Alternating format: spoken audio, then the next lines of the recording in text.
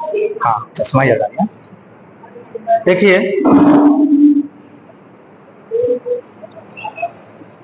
Now again आपका जो topic चल रहा था judicial separation, section 10 of Hindu marriage act 1955, उसमें हम आपको इससे पहले क्लास में इसके बहुत सारी चीजें जो भी इंट्रोडक्शन वगैरह था, मैंने इसको विस्तार से जुडिशियल सेपरेशन क्या है, किस कारण जुडिशियल सेपरेशन आया, तो इसको हम विस्तार से चर्चा किए थे। इसी चर्चा के क्रम में जुडिशियल सेपरेशन चूंकि उस दिन केवल इंट्रोडक्शन वगैरह ही हो पाया था, आज उसके हम ग्राउंड को देखेंगे और हम ये बताएंगे कि कौन कौन से ऐसे ग्राउंड हैं जिसपे दोनों पार्टीज, हस्बैंड एंड वाइफ, पति और पत्नी, कौन कौन से ऐसे ग्राउंड जो सेक्शन 10 में दिए गए हैं या सेक्शन 10 में बताए गए हैं, उस ग्राउंड पे वो डाइवोर्स ले सकते, डाइवोर्स जुडिशियल सेपरेशन ले सकते हैं। चूंकि डाइवोर्स और जुडिशियल सेपरेशन दोनों का ग्राउंड सेम है, इसीलिए कभी हमारे मुंह से डाइवोर्स निकल जाए तो एक तरीके से वो ग्राउंड ही समझना। तो कहने का मतलब ये है बेटा कि उस दिन मैं चर्चा किया था, दो ग्राउंड पे चर्चा हुई थी, उस बार एक बार पुनः मैं उसकी पुनरावृत्ति कर दूंगा। हम उस दिन बताए थे क्लास में कि जो हस्बैंड एंड वाइफ को जो ग्राउंड मिला हुआ है, पहला ग्राउंड है बेटा आपकी एडल्ट्री, जारता। और उस दिन हम जारता पे काफी चर्चा किए थे। हम कहे थे कि कोई भी व्यक्ति एक बार जब जारता में फंस जाता है तो कहा जाता है कि जार को कभी विचार नहीं होता है, जार को कभी विचार नहीं होता है। एक कहावत है कि जार को विचार नहीं, गड़िका को लाज नहीं, मांग कहा गधे को अंधन को आरसी। तो एक व्यक्ति जब जारता में फंसा तो सोते उठते बैठते केवल एक दूसरे के ही वही चीजें आएगी, उसके बाद उसके अलावा कोई उसके अंदर विचार आ ही नहीं सकता। जारता बेटा हम ये भी बताए थे कि जारता आपका पहले 497 आईपीसी में बताया गया था और जारता को एक अपराध के रूप में इसका वर्णन किया गया था। किसमें? इंडियन पिनल कोड 1860 में, 1860 में, जो आज हमारा बीएनएस हो गया है, भारतीय न्याय संहिता हो गया है। सेकेंड थिंग यह बेटा कि जैसे मान लीजिए हम जारता में जब लॉर्ड मैकाले की अध्यक्षता में आईपीसी को जब फ्रेम किया गया था, तो चूंकि 1857 में ही इंग्लैंड से जिन लोगों ने भारत में आईपीसी को बनाया, उन लोगों ने अपने यहाँ 1857 में जारता को खत्म कर दिया था। लेकिन भारत क्या है? भारत एक, भाई हम उस दिन चर्चा किए थे कि किसी भी व्यक्ति का कोई भी धन लूट जाए, कुछ भी लूट जाए, उसे जरा सा भी फर्क नहीं पड़ता है। लेकिन जब व्यक्ति का एक बार चरित्र लूट जाता है, जब एक बार व्यक्ति की इज्जत चली जाती है, तो माना जाता है उसका सब कुछ लूट गया। ओके, जैसे बहुत सारे लोगों ने कहा है कि रहीमन पानी राखिए बिन पानी सब सुन, पानी गए ना उबरे मोती मानिस चुन। ये आप लोगों ने सुना होगा कक्षा 6-8 में जो भी रहीम दास के जो भी कविताएं होंगे, गुरुजी बहुत अच्छे से पढ़ाए होंगे। तो ऐसे ही भारत को एक चरित्रवान समाज का निर्माण करना था। क्योंकि भारत में उस समय बताया गया था कि भाई अगर जैसे होता क्या है, अगर हम 497 की बात करें तो 497 में बेटा हम बताए थे कि अगर कोई व्यक्ति है अपने पत्नी के सिवाय दूसरे के पत्नी, अगर कोई पति अपने पत्नी के सिवाय दूसरे के पत्नी के साथ, या कोई पत्नी अपने पति के सिवाय दूसरे पत्नी के साथ शारीरिक संबंध स्थापित करता है, इट मीन्स जारता। ये क्या है? जारता है। जारता में यह था कि अगर कोई भी व्यक्ति अगर इस कृत्य में पाया जाता था तो उसको 497 में पनिश किया जाता था आईपीसी में। लेकिन 497 में जो पनिश की जो उसमें किया गया था, उसमें केवल महिला को सजा उसमें केवल पुरुष को सजा होती थी, महिला को सजा नहीं होती थी। हमारी बात समझ रहे हैं? केवल किसको सजा होती थी? पुरुष को सजा होती थी। लेकिन जैसे मान लीजिए, लेकिन सहभागीदार तो वो भी है कि नहीं भाई? हो सकता है कि 50% जो पुरुष वही है, उसी कृत्य में महिला भी सम्मिलित है। लेकिन जैसे मान लीजिए उसमें होता क्या था कि जो भी जैसे पुरुष है उसकी पत्नी कहीं संलिप्त है तो पीड़ित कौन होगा? पुरुष होगा, उसका पति होगा। अगर कोई पत्नी है तो उसका पति होगा, या उसका अगर कोई पति है वो विवाहित है, किसी पत्नी के साथ है तो उसकी पत्नी होगी। तो होता क्या था कि अगर हम पुरुष शिकायत करता था या उसका पति शिकायत करता था, तो अगर पत्नी को भी सजा दे देते तो हो सकता है कि कोई व्यक्ति शिकायत करे ही ना। कहता व्यक्ति भाई कम से कम यही कुछ है, अगर हम शिकायत करेंगे तो हमारी पत्नी ही चली जाएगी, तो इसका कोई मतलब है? तो इस डर के मारे व्यक्ति शिकायत नहीं करता था, या व्यक्ति सोचता था कि अगर हम बहुत ज्यादा शिकायत करेंगे तो लोग कहेंगे यार इसकी पत्नी ऐसी है। तो होता क्या था कि अगर कोई शिकायत करता भी था तो उसमें केवल पुरुष को सजा होती थी, उसमें महिला को सजा नहीं होती थी। तो लोगों ने कहा कि भाई ये तो राइट टू इक्वालिटी का वायलेशन है। क्या है? राइट टू इक्वालिटी का वायलेशन है। ये अनुच्छेद जो हमारा राइट टू इक्वालिटी है 14 से लेकर के 18 तक, तो किसी ने कहा कि भाई ये 14 का वायलेशन है, ये 15 का वायलेशन करता है, 16 का वायलेशन करता है, तो अब नहीं होना चाहिए। चलता रहा। 2017 में केस आया, हम उस दिन भी चर्चा किए थे। एक केस आया था Revathi versus Union of India.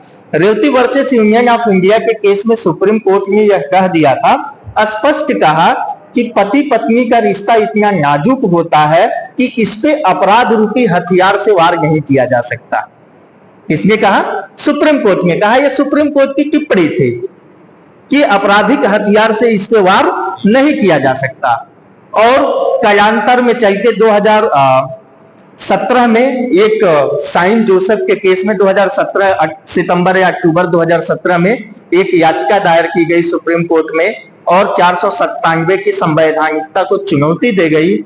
और उस चुनौती में उसकी सुनवाई करते हुए 5 जजों की बेंच थी, उन्होंने सुनवाई किया, और सुनवाई के पश्चात जस्टिस दीपक मिश्रा ने टिप्पणी करी कि अब समय आ गया है, और उन्होंने कहा कि पत्नी पति की संपत्ति नहीं है। और उन्होंने क्या किया कि 497 को अनकॉन्स्टिट्यूशनल घोषित कर दिया। कहा ये राइट टू इक्वालिटी का वायलेशन करता है, इसलिए ये क्या है? अनकॉन्स्टिट्यूशनल है। यदि 497 अनकॉन्स्टिट्यूशनल अपराध से हटा दिया गया है, लेकिन हिंदू विवाह अधिनियम 1955 में जारता के आधार पर दोनों पार्टी, चाहे पत्नी चाहे पति, बोथ दोनों जुडिशियल सेपरेशन की अर्जी दायर कर सकते हैं, और सेक्शन 13 में जाकर डाइवोर्स के लिए भी इस ग्राउंड पे डाइवोर्स भी फाइल कर सकते हैं। किसी को कोई समस्या? सेकेंड ग्राउंड बेटा है आपकी क्रूरता। क्रूरता क्या है? क्रूरता पति या पत्नी दोनों में से, चाहे वो मानसिक क्रूरता भी हो सकता है, चाहे शारीरिक क्रूरता हो सकता है। अगर दोनों एक दूसरे के साथ क्रूरता करते हैं तो इस क्रूरता के आधार पर भी, भाई बहुत सारी पत्नियां ऐसी हैं कि अगर पति को एक बार देख दे तो उसका हीमोग्लोबिन कम हो जाता है, या बहुत सारे पति हैं उसके रीजन कुछ भी हो सकते हैं। उसके रीजन क्या है? कुछ भी हो सकते हैं। भाई पति है, पति के द्वारा पत्नी को क्रूरता या प्रताड़ित किया जा रहा है। दूसरी चीज, जैसे मान लीजिए किसी बात, कोई जरूरी नहीं है कि आप पत्नी को पीटिए ही, कोई जरूरी नहीं है कि आप पत्नी को पीटिए।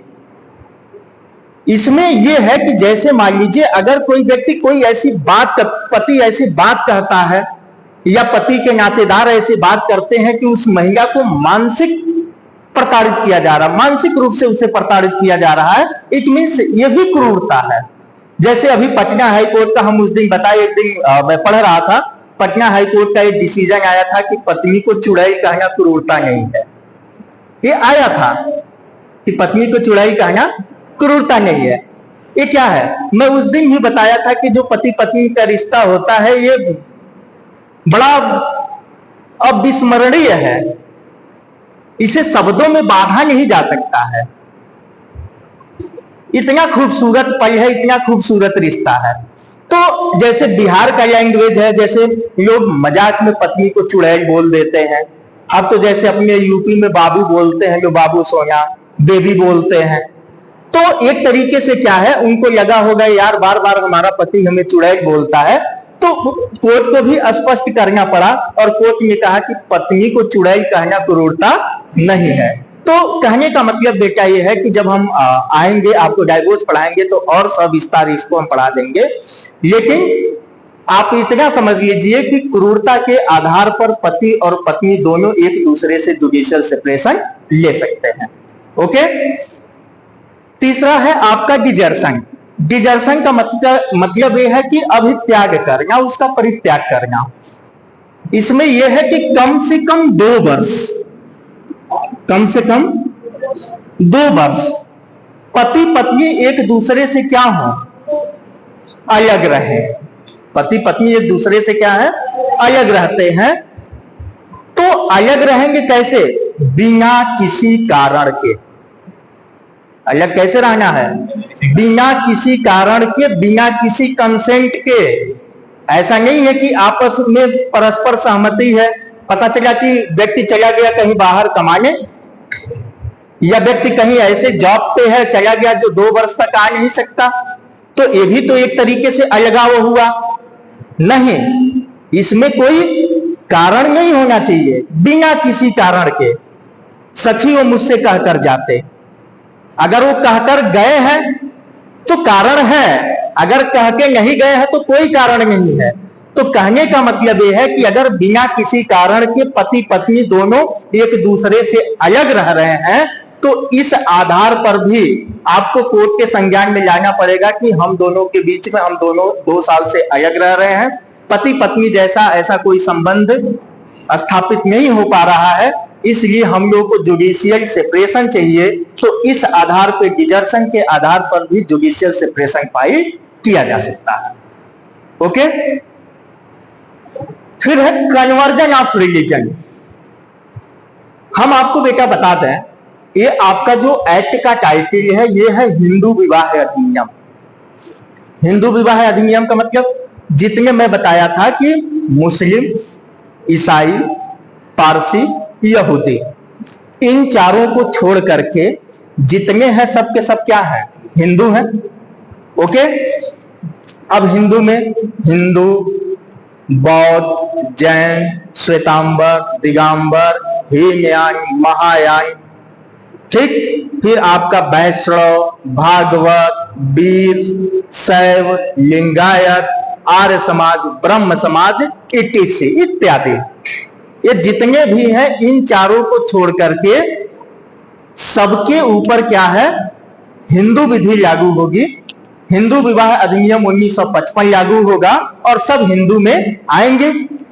तो अगर कोई व्यक्ति हिंदू नहीं रह जाता है, व्यक्ति का मतलब पति और पत्नी, अगर पत्नी हिंदू ना रह जाए, भाई दोनों पति पत्नी दोनों अगर हिंदू धर्म को छोड़ करके कोई और धर्म अडॉप्ट कर लिए, तो कोई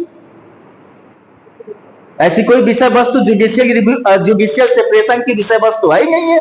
लेकिन एक पक्षकार कह रहा है भाई हम हिंदू हैं, दूसरा पक्षकार कह रहा हम धर्म परिवर्तन कर ले रहे हैं, वो मुस्लिम बन गया, ईसाई बन गया, यहूदी हो गया, पारसी हो गया।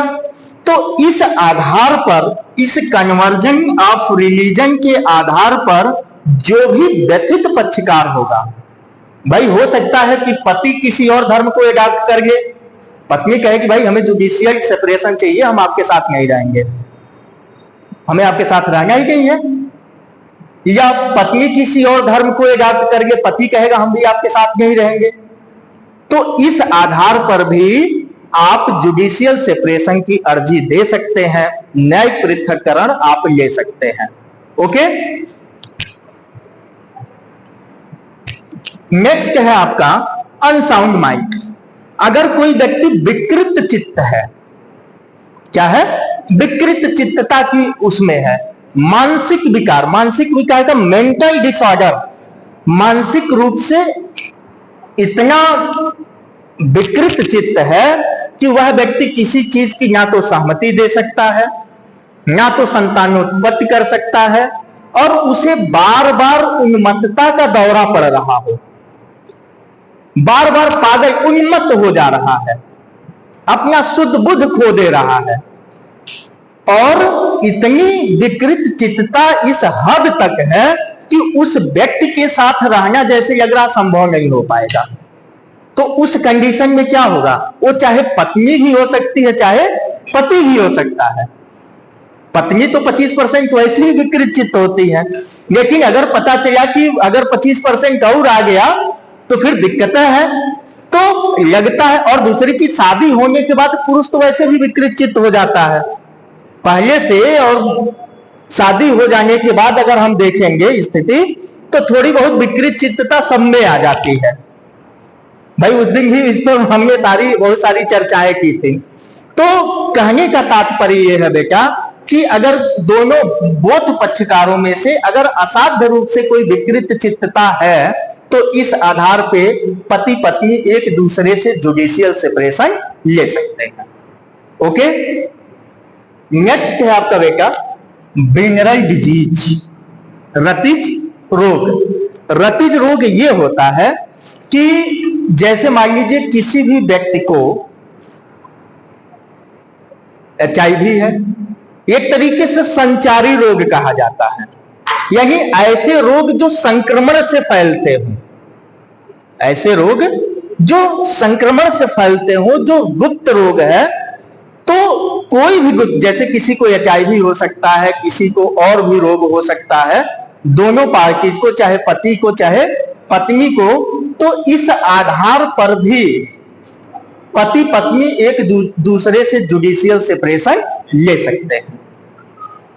बाकी डिटेल जब हम आपको डाइवोर्स पढ़ाएंगे तो उसमें हम बता देंगे।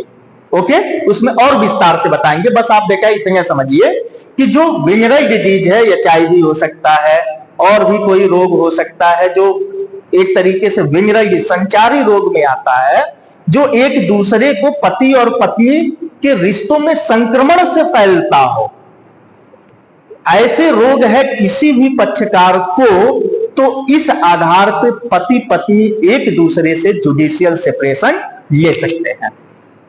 ओके, फिर है renunciation of the word. Renounce of the word, कोई भी व्यक्ति संसार का परित्याग कर दे। संसार का परित्याग करने का मतलब यह है कि मर जाना नहीं है।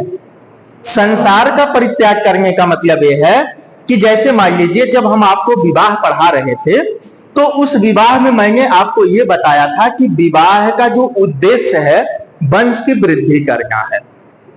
मैं ये भी बताया था कि आपके जो आश्रम बनाए गए हैं, भाई एक ब्रह्मचर्य आश्रम है, फिर आपका गृहस्थ आश्रम है, तो आप विवाह करेंगे तो अपने गृहस्थ आश्रम का आपको क्या करना पड़ेगा, उसका निर्वहन तो करना पड़ेगा, वहन तो करना पड़ेगा।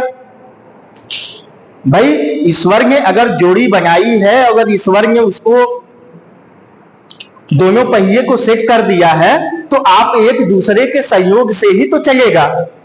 तो इसमें यह है कि कोई भी व्यक्ति जैसे मान लीजिए शादी करके आया और शादी करके आने के बाद वह व्यक्ति क्या किया, एक व्यक्ति कमंडल उठाया और अयोध्या जी निकल गया, एक व्यक्ति कमंडल उठाया और बनारस निकल गया। कहा हमें अब सांसारिक मोह माया से कोई मतलब ही नहीं है, सांसारिक मोह माया से कोई मतलब नहीं है। हमारा मन और तो हमारे प्रभु में लग गया है। मेरे तो गिरधर गोपाल दूजा न कोई, दूजा कोई है ही नहीं है, दूजा कोई है ही नहीं है। तो अब इसमें क्या करेगा भाई, एक व्यक्ति संसार का परित्याग कर दिया, बीवी बच्चों को छोड़ करके चला गया, तो क्या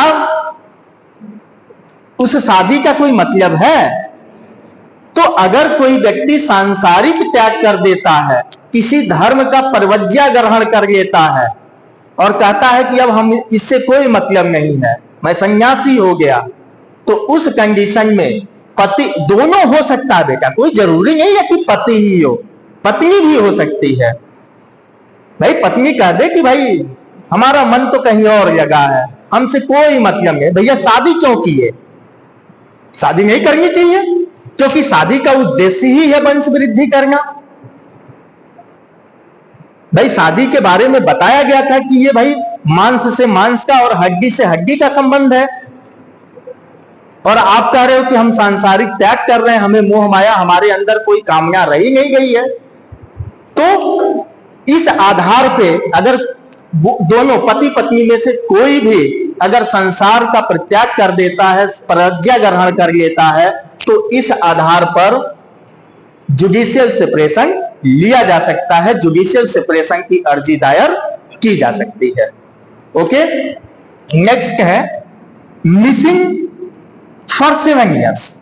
अगर कोई व्यक्ति 7 साल के लिए गायब हो गया,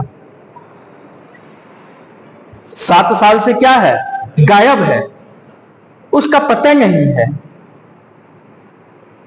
7 साल तक गायब है, उसका पता नहीं है, अब उस कंडीशन में क्या होगा? भाई जैसे आप लोगों ने मूवी देखा होगा अब तुम्हारे हवाले वतन साथियों,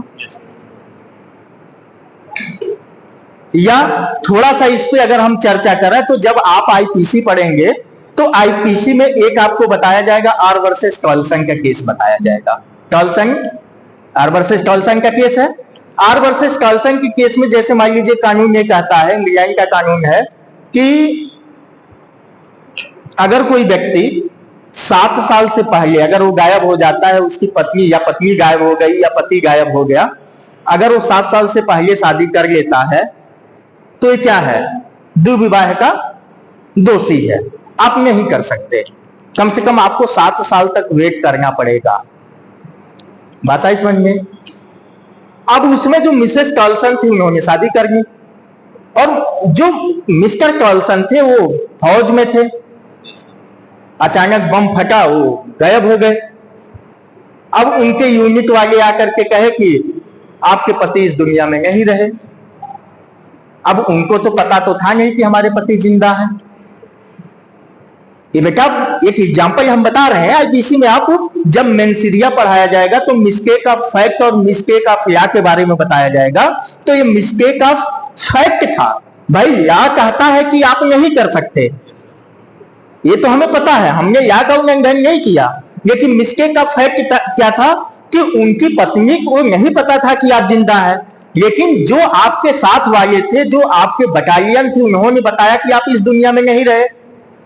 तो जब आप इस दुनिया में नहीं रहे तो फिर हम कहां दोषी हुए? मिसेस टॉलसन दोषी होंगी? नहीं होंगी। क्यों? क्योंकि ये मिस्टेक का फैक्ट है, और मिस्टेक का फैक्ट हमेशा एक्सक्यूजेबल होता है। तो ऐसे ही बेटा जब हम हिंदू मैरिज एक्ट में सेक्शन 10 या सेक्शन 13 की बात करेंगे, चाहे डाइवोर्स या जुडिशियल सेपरेशन की बात करेंगे, तो उसमें 7 साल तक के लिए अगर 7 साल तक से कोई व्यक्ति गायब है और उसका कोई अता पता नहीं है, हम वन वन में तुम्हें ढूंढाए लेकिन हम तुम्हें नहीं पाए, पागलों की तरह ढूंढे, कोई ऐसा कोना नहीं बचा कि हम तुम्हें नहीं ढूंढे, तुम्हारे यादों को लेकर के मैंने इतने दिन तक वो किया लेकिन तुम नहीं मिले। यानी परे समझ ज्ञान से परे हो, पता ना चले कि व्यक्ति कहां है, 7 साल से गायब है, तो ये मान लिया जाता है कि वह व्यक्ति क्या है, मर गया होगा। जैसे आप लोग देखते हैं पेपर में आता है लापता, यह व्यक्ति 7 साल से या इतने दिन से लापता है, किसी इस कारण इसके चल अचल संपत्ति का क्या किया जा रहा है, इनके वारिसों में विभाजित किया जा रहा है। ओके, तो ऐसे ही कोई भी पक्षकार जो 7 साल से गायब है, तो दोनों पक्षकारों में से चाहे पति हो चाहे पत्नी, इस आधार पर जुडिशियल सेपरेशन ले सकते हैं। ओके, नेक्स्ट था बेटा आपका लेप्रोसी, कुष्ठ रोग, जो 2019 में इसे हटा दिया गया, इसे विलोपित कर दिया गया, इसे रिपील कर दिया गया। इसमें यह था कि अगर दोनों पक्षकारों में से किसी को कुष्ठ रोग है, कुष्ठ रोग कौन सा, पहले आप लोग देखते होंगे कि हाथ पैर गल के उंगलियां सड़ के गिरती थी, चर्म रोग नहीं, कुष्ठ रोग। कुष्ठ रोग का मतलब है हाथ पैर जो भी है उंगलियां सड़ती थी और लाइलाज होता था। तो उसके साथ जैसे लगता था कि रहना असंभव है। पहले लोगों की शादियां तक नहीं होती थी। भाई जो सपिंडा रिलेशन या प्राइवेटेज रिलेशन, सपिंडा रिलेशन बताया गया, जो माता के 3 पीढ़ी और पिता के 5 पीढ़ी, तो कहीं कहीं ये आनुवंशिक रोग को ध्यान में रखते हुए भी बनाया गया। ऐसा थोड़ी ना है कि हमारा 1955 में कानून आ गया और लिख दिया गया तो उसी में हो जाएगा। इससे पहले भाई हमारा विवाह संस्कार है, तो उस संस्कारों को बनाने के लिए बहुत सारे एस्पेक्ट को रखा गया था।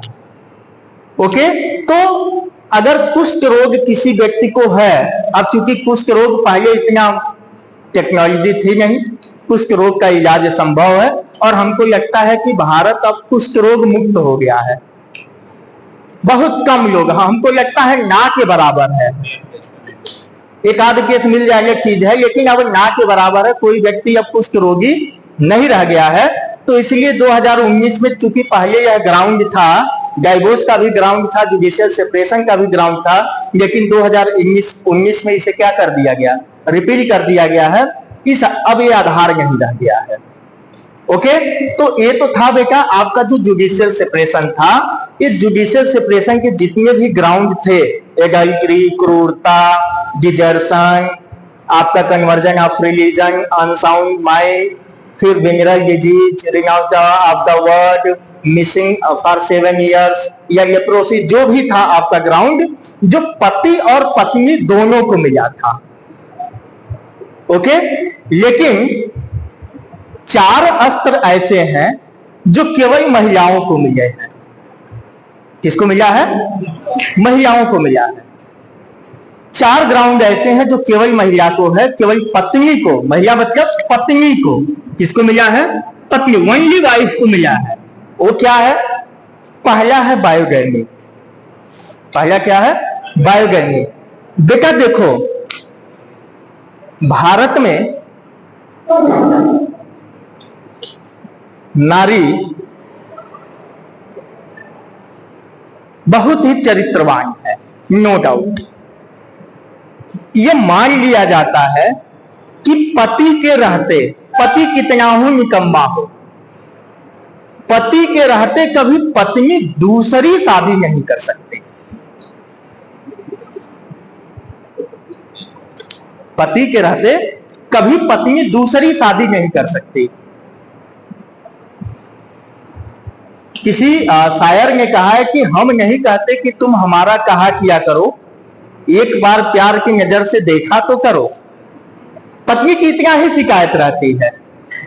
पत्नी कभी नहीं कह सकती कि भाई हम दूसरी शादी करेंगे, लेकिन पुरुष हमेशा भाई वो सोचेगा। ये ग्रामीण क्षेत्रों में कहावत है, लोग कहते हैं कि अपने बच्चे और दूसरे बीवी सबको अच्छी लगती है। तो पुरुष क्या है, अगर पति दूसरी शादी कर लेता है, ये केवल पत्नी को मिला है, अगर पति दूसरी शादी कर लेता है तो इस बायोगैमी जो ग्राउंड है, दूसरी शादी पति ने किया तो पत्नी अपने पति से या तो जुडिशियल सेपरेशन ले सकती है या इस आधार पे डाइवोर्स ले सकती है। समझ में आया? क्या कर सकती है?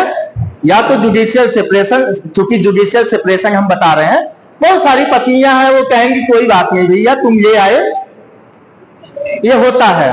भाई कोई भी स्त्री सब कुछ बर्दाश्त कर लेगी, लेकिन ये कहेगी कि दिल मत देना मेरे सौतन को, वो ये कभी कतई नहीं चाहेगी कि जिस हृदय पटल पे हमारी छवि है उस पे किसी और की आए। सब कुछ बर्दाश्त कर लेगी, लेकिन तुम किसी कलमोही के चक्कर में हो, ये कतई बर्दाश्त नहीं करेगी। और पत्नी के लिए कभी वो सुमुखी हो ही नहीं सकती, हमेशा कलमुही रहेगी, वो कभी नहीं कहेगी, सौतन कभी बर्दाश्त नहीं कर सकती। इसीलिए उसको ग्राउंड मिला है कि अगर पति किसी को रखता है, पत्नी दूसरी शादी कर लेता है, तो इस आधार पे पत्नी अपने पति से जुडिशियल सेपरेशन ले सकती है। ओके, दूसरा, अगर पति रेपिस्ट है, अगर पति ने रेप कर दिया, तो पत्नी कहेगी भैया मेरे में क्या कमी थी। पति रेपिस्ट है या पति सोदोमी है। सोदोमी का मतलब यह है कि उसको किसी पुरुष में बहुत ज्यादा इंटरेस्ट है। भाई या तो रेप कर दिया या किसी पुरुष के साथ कुछ कर दिया, सब कुछ छोड़ो, अगर किसी पशु के साथ कुछ कर दिया, पशु गमन कर रहा है, मतलब उसके एक तरीके से अननेचुरल काम, जो नेचुरल है ही नहीं है, जो नेचुरल है ही नहीं है, ये रेप कर रहा है, सोदोमी, बेस्टियलिटी, पशु गमन या पुरुष गमन कर रहा है, तो इस आधार पर पत्नी क्या पूजा करेगी कि पति तुम मेरे परमेश्वर हो? नहीं, अपने पति से पत्नी इस आधार पर जुडिशियल सेपरेशन ले सकती है। ओके, नेक्स्ट है बेटा फेल्योर ऑफ द मेंटेनेंस। भरण पोषण करने में मेंटेनेंस, भाई आप जैसे हम उस दिन बताए थे कि पति को भतार कहा जाता है। जैसे ग्रामीण क्षेत्रों में चले जाइए, पति को क्या कहा जाता है? भतार कहा जाता है। भतार कहने का मतलब यह है बेटा जो भरण पोषण करे वही क्या है? भतार है। भरण पोषण करने वाला व्यक्ति ही क्या हो सकता है? भतार हो सकता है। तो अगर कोई व्यक्ति भरण पोषण करने में असमर्थ है तो पत्नी क्या करेगी? भाई उसकी जो बेसिक नीड है, रोटी कपड़ा मकान, ये सब तो चाहिए ना भैया। तो अगर शादी करके लाए हो, भाई देखो हम बहुत बार चर्चा करते रहते हैं कि भारत में, भाई चूंकि हमारा जो भारत है वो पुरुष प्रधान देश है। क्या है? पुरुष प्रधान देश है। और ये तमाम लोग, भाई कहा जाता है कि कुछ भी हो, कुछ समय के लिए ही सही स्त्री को पुरुष की अधीनता तो स्वीकार करनी पड़ती है। ओके, जैसे पूरे विश्व पटल की हम बात करें, पूरे वैश्विक परिप्रेक्ष्य की बात करें तो सब जगह खान पान सब कुछ अलग है, लेकिन हर जगह स्त्रियां विदा होके ही क्यों जाती हैं? ये तो कहीं अलग नहीं है। कोई ऐसा देश बता दीजिए जहां पे पुरुष लहंगा चुन्नी पहन के और करते हुए जा रहा हो। नहीं जाएगा ना, उसमें कौन जाएगी? महिला ही जाएगी। और हमेशा उसे डोली में उठा करके दुआएं देते हुए महिला को ही विदा करेंगे। अब पुरुष लेकर के जा रहा है, तो अगर वो भरण पोषण करने में क्या है? असमर्थ है, तो उस कंडीशन में भरण पोषण करने का मतलब ये नहीं है कि भाई पति कमा रहा है 2 रुपए और आप 10 रुपए का डिमांड करो। पति कमा रहा है 2 रुपए और 10 रुपए डिमांड करो, नहीं। जो आपकी बेसिक जरूरतों की चीज है वो भी अगर भरण पोषण करने में, वो भी पोषण करने में असमर्थ है, तो पत्नी भैया रहेगी? नहीं रहेगी। तो वो सोच समझ के शादी करना, पहले नौकरी वोकरी पा जाओ तब शादी वादी करो। एक तरीके से जो ये बताया गया है, तो पुरुषों को बता दूं, ये आपको संकेत दिया जा रहा है कि बिना कमाई के शादी मत करो।